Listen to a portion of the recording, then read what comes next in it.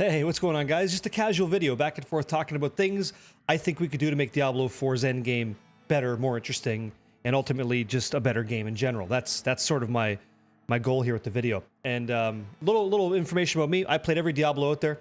With the lack of hair and the gray hair on the beard, the salt and pepper, that means I played Diablo 1, I played Diablo 2, Diablo 2 LOD, Diablo 2 Resurrected, which is primarily what I streamed on Twitch for over a year now. I played Diablo 3, the expansion, now Diablo 4, Path of Exile I've played, Last Epoch I've played, Wolcen I've tried. I get in the ARPGs, I fucking love this stuff, right? And so now that I'm level 100 in Diablo 4, there's not a lot to do in the game. There's a lot of stuff to be doing, but there's not a lot of gain for my time or interesting ways to make my character feel better. Other than maybe the Uber Lilith fight, which is already a challenge for the Barb. I main the Barb. Barb right here. I main the Barb class. I may make a Necro because that makes it easier. Druid's really cool looking, but for me it's a Barbarian, and so the nerf bat been swung like crazy, and that's okay. That's fine. Like, don't worry about it. I'm still playing the Barb, still love the Barb, but what do I do to enjoy the game now? Helltide content, Nightmare Dungeons, Tree of Whispers, I barely do. I get that for free when I'm doing PvP, which I fucking love, by the way. Thank you, Hoda Barbs, right? Big power. So I got PvP and the things I just mentioned. Then what? Uber Lilith? Okay. What if there's a way to make the game even more interesting? Like, what else could we implement into Diablo 4 today or in the next season that would make me want to just, like, again, log in, get after it, feel the player power increase, try something new and unique, and just keep playing Diablo 4 because the endgame experience allows it. I got a couple notes here, and I'm going to go over that in the video. That's the whole crux of it. So before we do, though, this is not just a shit kicking. This is not this is not just all bash. I got to say, hats off to the developing team for Diablo 4. They've been pretty transparent with their intentions of the game. They've been listening to community feedback, and that's huge. I think that's fantastic. The fact that we have something to say and they're listening, and then we see those things being implemented, I think is massive. So again, good job, and I'm an official Diablo partner, so I see the conversations with the developers, right? Like, I see what's going on, and overall, I gotta say, I'm impressed. I think they're doing a great job. Yeah, so let's get to the first thing.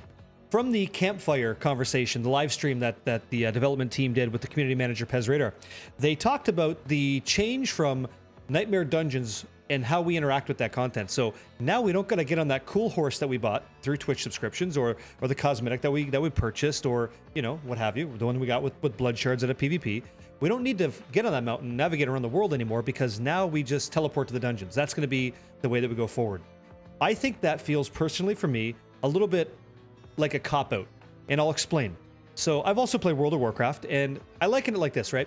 It's cool in an efficient way that you can just teleport to a Nightmare Dungeon, clear it, teleport to a Nightmare Dungeon, clear it, and away you go. Portals into the content. That's Diablo 3. That's Greater Rifts. That's exactly what that is. And like World of Warcraft, which is why I mentioned it, I think that it actually eliminates the MMO side of the game.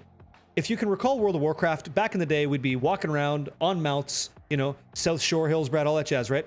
And we'd see other players in the world. But then flying mounts were introduced.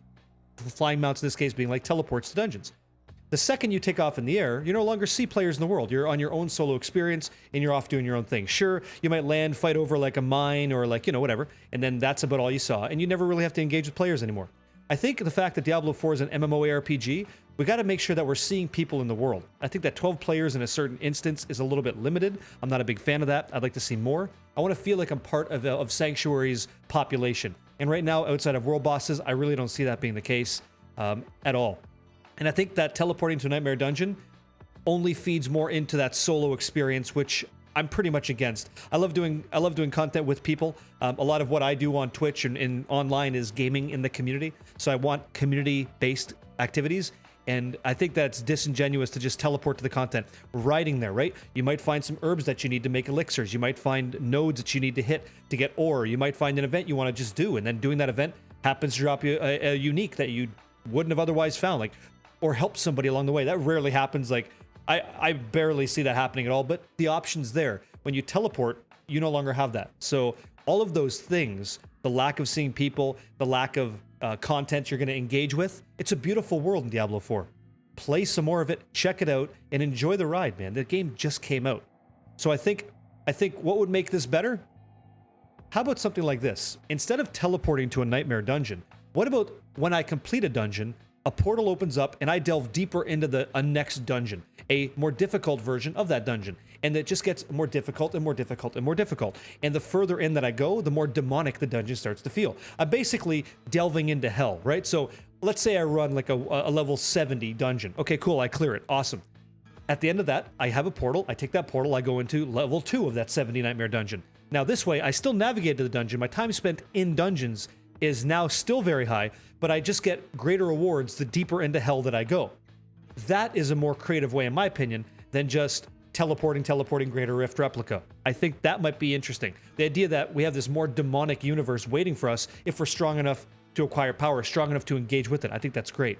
And that also like could allow for unique monsters to show up on certain specific waves. So if you clear dungeon 1, like, okay, cool, we do regular boss. By dungeon 3, you know that boss is going to be the Butcher. On wave 5 or dungeon depth 5, you know it's going to be Duriel. Dungeon depth 10, it's Endariel, right? There's ways to see these lesser primevals or unique encounters that I don't get to play anymore because I did it in the campaign only once, and then I get to actually enjoy that again. And let's say, like, you know, every dungeon is a max level. I'm just coming up with this off the top of my head.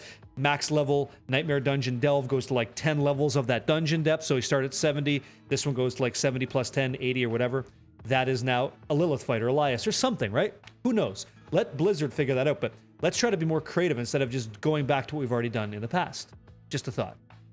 So seasonal play, what's the point of getting engaged with seasonal content in the first place? Well, it's a way that the company, Blizzard, right? They're going to be introducing seasonal mechanics, maybe new monster types, new Paragon boards, hopefully, legendary aspects, hopefully, uniques. We need more uniques. All that stuff. In addition, Battle Pass gives you cosmetics, gives you, I guess that's it. Faster ways to level your alts. I have no idea. We're going to learn more about that as we go.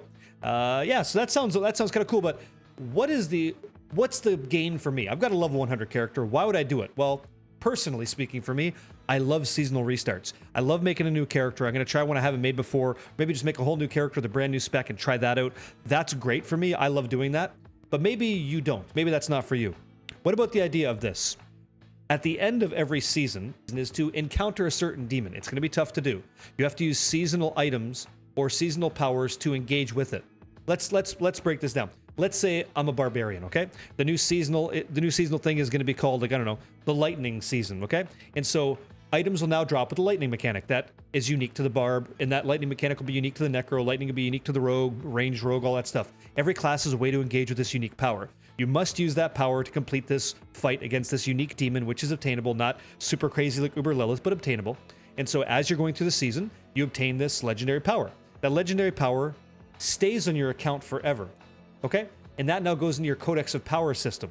An additional legendary power that you keep on your account forever if you acquired it through a seasonal character that you made, and you can apply that to your entire account.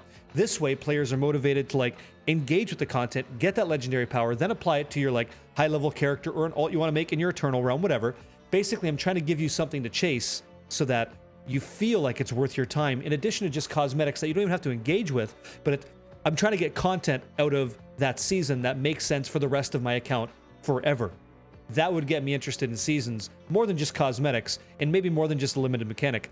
I would hate to see, and I hope this doesn't happen, I hope that seasons don't have just more goblins, heavier monster density. Like, I want a new mechanic. I want to see a weapon that has runes built in, and I have to go farm the world to collect runes to create a rune word inside of a sword, and that's like a new mechanic that goes evergreen or stays in the game. That gets me, that's like, let's go with that. That sounds awesome. This way, the chase for items and the chase for player power is always there if I want to engage with it during that season. Small window, bit of FOMO, fear of missing out. Get me in there. I want to get what I can out of it. That'd be awesome. I sort of mentioned this before, but fighting bosses that I enjoyed in the campaign, I want to do more of that. It'd be cool in Diablo 4's endgame if I had a way, kind of like the Echo of Lilith, to fight Duriel again, just because I enjoy those fights. When I'm in D2R, I get to fight Mephisto whenever I want. Diablo should be in the game, by the way. I can't believe he's not. Like, that's unreal, but anyway. So I'd like to fight those bosses again, and maybe give those bosses a set loot table with very specific uniques that drop for them. So it's an opportunity, if you want to farm bosses, if you're strong enough to do it, to get very specific uniques. So like, maybe Stone of Jordan can drop off Andy again. Maybe Andy has a shared loot filter. So it's like, she'll only drop helmets or jewelry. Awesome, okay. Duriel only drops weapons and boots. Cool. If I want that, like monster families have that already, right? But if I want those things, I could chase those things in Diablo 4 because the boss fight would allow me to do that. Adding in the ability to go ahead and fight lesser evils or bosses only would be awesome. Did it for years in Diablo 2, and seeing that integration in Diablo 4 just sounds like a no-brainer. I think we should have that already. Okay, Hell Tides. Hell Tides are pretty unique to Diablo 4. They're like terror zones out of Diablo 2, and so I think what would make... Well, first of all, let's talk about what Hell Tides don't do, right? Hell Tides don't carry into cellars, and Hell Tides don't carry into dungeons. I think that they should. I think in addition to just doing Hell Tides, it'd be really cool if during Hell Tides you could go to a Hell Tide dungeon or a Hell Tide Nightmare dungeon, like really grease that shit up. But to get in, you have to spend those aberrant cinders that you farm to get. Imagine something like this, right? If I said, okay, you can do your Nightmare dungeon, that's fine. We'll call it like, whatever, Conclave. Cool, so you're running Conclave during the Hell Tide, sweet. And during that Hell Tide, you go ahead and you spend 100 aberrant cinders to enter in the Nightmare Hell Tide dungeon of Conclave. Doing that guarantees that the rare items that drop in there are going to be all level 800 plus item power. Would you do it? The monsters are going to be more difficult to kill. However, you guarantee yourself power. So you're not wasting your time, but you still have to acquire some of the content from the regional event being Hell Tides, and then you have the option to go ahead and flex your endgame power by going into a content that is already going to be more difficult, like way more difficult than regular Hell Tide stuff, more difficult than doing the Nightmare dungeon, and also gives you player power guaranteed. I think that sounds cool. And let's go ahead and expand on that idea. What if you spend even more Barren Cinders, let's say 300, that guarantees that when you kill the Nightmare or the dungeon, the Hell Tide dungeon, that you're guaranteed to get a chest that drops that has at least item level 810 rares or blues or whatever. Maybe uniques, who knows? This way you guarantee yourself, like, hey, Hell Tides are up, I'm gonna farm that quick because me and the guys, me and the ladies, right? We gotta get in there, we gotta farm that content, we gotta slap. Because we only have a certain amount of time before the Hell Tide ends for us to get those cinders, those 300 cinders, and then go into that dungeon and clear it in a reasonable amount of time to guarantee good items. That makes me motivated to want to, like, okay, our Hell Tide's coming up, okay, I'm ready to go for Hell Tides, let's go. That makes me want to engage with Hell Tides, because right now, other than hunting down mystery chests during a Hell Tide, I'm rolling the dice and maybe I hit a Shaco. Like, I never do. You probably don't either, right? But other than that, I'm getting legendary aspects. It's a really cool feature. I want more out of it. Basically, I was disappointed when I did Hell Tides, and I go into a cellar, I'm like, oh, this doesn't count? Or I go into a dungeon, I'm like, this doesn't count? What the hell? Why isn't that? This should be a thing. This should be an expanded upon experience, and it may be. But right now, at level 100 in the endgame, it's not, and that seems like a loss for me. And since we're talking about Nightmare dungeons, things like that, I think that the reset button being removed from the game should be back in there. Call me crazy, but we're doing it anyway, right? Blizzard built the buildings, they built the roads, let the community build the sidewalks. Let us show you how we want to enjoy the game. So if you want to reset a dungeon, you invite a friend of yours or a random person standing around, they join your party, you leave, it resets the world experience, you go back in the dungeon. Just give us a button. Just put the button back in. We're all doing it anyway. I think adding the button back in just makes sense. And the fact that it's not there, I don't understand that. I think that you got to have the dungeon reset button back in there. We're resetting anyway. Give the players what they're asking for. This guy's asking. Would love to have a reset button. I'm sure you would too. If you're resetting dungeons anyway, and your friend's AFK, and then that kind of impedes your efficiency, that doesn't feel good, right? Let me play the game the way that I want to play the game. You had that in there before. I think it should be back in there. Not going to harp on this too much more, but we're doing it anyway. Just give me an easy way to do it through the interface would be fantastic. Another thing that I'm going to kind of swipe or steal from Grinding Gear Games' Path of Exile, corruption system. The thing about corrupting an item is you got to have balls. Let's say you hit a Shaco. Let's say you hit that Shaco. Like, okay, great. And there is a corruption system in the game. Would you corrupt it to potentially get even like the most crazy Shaco at the cost of destroying it? I don't have the balls to do it, but maybe you do. Maybe that's something you want to do. What a corruption system is like this. Imagine you have a sword, right? And you're a barbarian. And that sword has all the affixes on it that you want, but if you corrupt it, it could roll an additional affix. Would you do it? Would you farm up more swords so you could corrupt them more often so that you might be able to get a better version or destroy them entirely? So you don't get the gold, you don't get any kind of materials, it's just lost, like Thanos snap, right? Maybe that happens. Corruption system makes it interesting, and I'll tell you why from my perspective. The corruption system says, hey, even though you got the best gear in the game, it could be better. Perhaps corrupting a barbarian weapon would allow it to do freezing damage. So you could use Penitent Greaves and Frostburns to make a unique spec for you. Maybe corrupting a rare item, corrupting it turns it into the unique grandfather. Who knows, right? corruption makes it more interesting to obtain gear in the game when I've already got gear in the game. It makes me want to play even more because I always know, hey, even though I got a really well-rolled weapon or piece of armor or whatever, I could get this crazy roll, makes it even better. It makes me feel that player power like immeasurably better. Like maybe that's the call. Corruptions are just a way to extend longevity through itemization in the game, which even though Diablo 4 just released, I think could use a little bit of that. Corruptions are such a cool idea, and I'd love to see that in Diablo 4. It would be amazing. And then how do you obtain corruption currency? What if a way to get corruption currency would be like killing Elias on World Tier 3 or killing Uber Lilith as an example? These are just examples, right? Let's say one in five times that I kill Elias, he'll drop a corruption shard, and I could right click on a corruption shard, apply it to an item I have, and boom, see what happens. That would incentivize me to help carry some people in World Tier content. Like, I'll help you with your capstone. Sure, Curator, 1 in 15, he drops one of those corruption shards. Cool. If you kill Uber Lilith, she guarantees to drop you 10. Or 25, something meaningful, right? Then if you're strong enough to do Uber Lilith carries, you're doing it for the corruption shards to make your gear even better, to make the runs even smoother, to make the gameplay better for you. But it gives you a reason to want to engage in that endgame content that's already kind of tricky to do. I think that'd be fantastic. Corruption system, huge win for me. Okay, so a way to trade in the game. Even though we have a trade interface, which is lackluster at best in my opinion, I think, again, looking at grinding gear games, there's not a better ARPG that I know of that uses its own service to allow players to trade well. I'm looking at pathofexile.com/trade. If there's a rare you want or there's an item you want, you can search across that, click a button, message a player immediately, and get that trade going. If we had something like that in Diablo 4, it'd be so much better. Because it'd be so much better than it is. I know I'm sitting on rares, you probably are too, that are rolled well, but you don't really know how to engage with people outside of maybe a couple of discords. There's not, like, the trade channel is just over, like, that needs work. We don't really have a layer for trades, and the second that we get it, that game's going to feel more alive. More community going in there, going like, hey, I got these items, who needs it? Or hey, player looking for this ring with these specific affixes, send me a message. That'd be cool. But what would be even cooler is if I have this internal, like, I'm not going to say auction house because the RMT auction house in D3 was a shit show, so I don't want that again. But I'd like a way to just post my items and get a message saying, hey, I want that, and I'll give you this much gold for it. Or what are we talking about? You got any rares? I got rares. Get the trade going, throw in a couple million gold, and all of a sudden I can reroll some of my gear. That'd be awesome. We don't have that. We need something like that. It would make the end game way better, because then I'm chasing items to make gold on, so I could roll my axe for 45 million gold now, and maybe finally hit that vulnerable percentage that makes me happy. That would make me want to play the game more. And speaking about trading and the social layer and all that jazz, I'm going to call it abysmal. It is rough. So when Diablo 4 came out, party size being limited at 4, that's one thing. If you come from D2R, player size was 8, or party size was 8, pardon me. So that was sweet. Players 8 was like awesome. I could help more people more regularly with Chaos Sanctuary runs, Baal runs, what have you, right? Awesome. And Path of Exile, I think it was 6. That's cool too. 4 is fine. 4 is what it is. But I got to say, the social layer doesn't exist.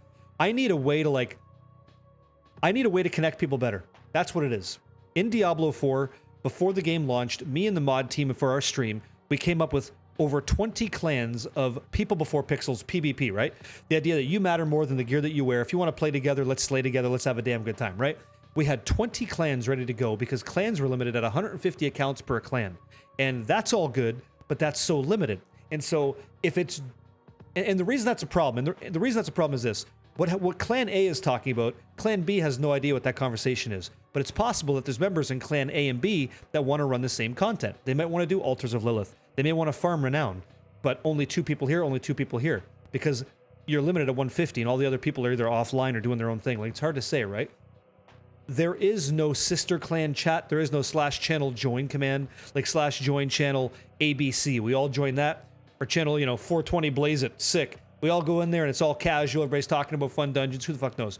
That doesn't exist, but it should exist. There needs to be ways to connect with more people outside of your friends list, which recently got updated to like 400 accounts from 200. That's cool.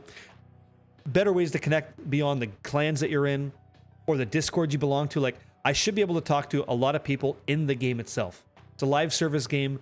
The social layer doesn't exist.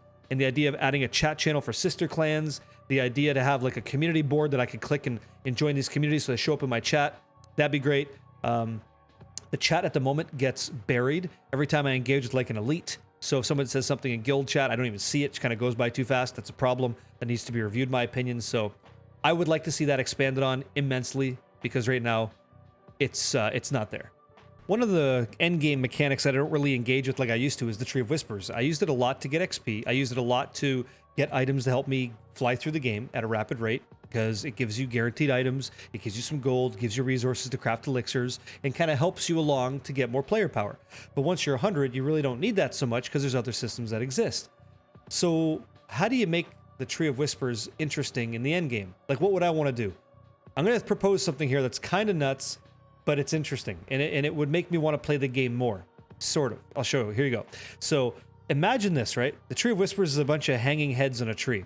What if you sacrifice your character's head to the tree? I'm not even kidding. You literally pretty much delete your character once you hit 100 by sacrificing its head to the Tree of Whispers. And in doing so, you unlock some more features from that for the next endgame character that you make. This way, as you're doing seasonal content or what have you, as you're getting those characters up, everybody gets to enjoy the rewards of what I'm about to explain. Instead of just 3, if you sacrificed one of your characters by chopping their head off and throwing it on the tree, right?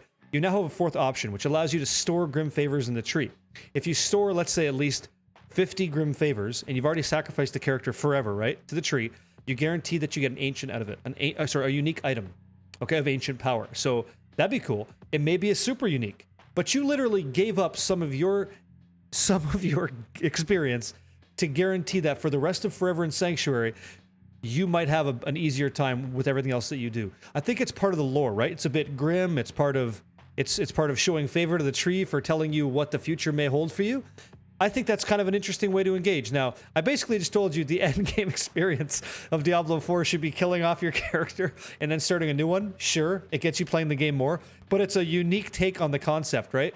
I can't imagine that actually gets implemented, but if it did, that would be pretty sweet, right? I bet you more people would want to group up to do dungeons. More people would be doing Grim Favor content. You see a lot more people hanging out at the tree.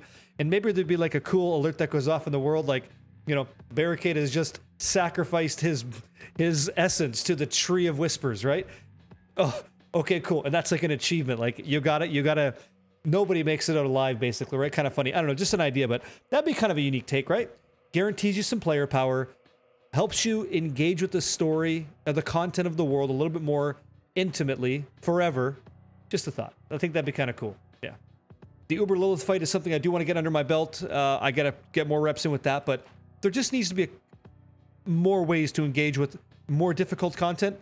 The world bosses, I didn't even really talk about this. That's so simple. The fact that we're smashing World Tier 4 world bosses in like under a minute just should be an alert to the dev team. We need more interesting ways to engage with world boss content. What about in World Tier 4, there's 2 world bosses?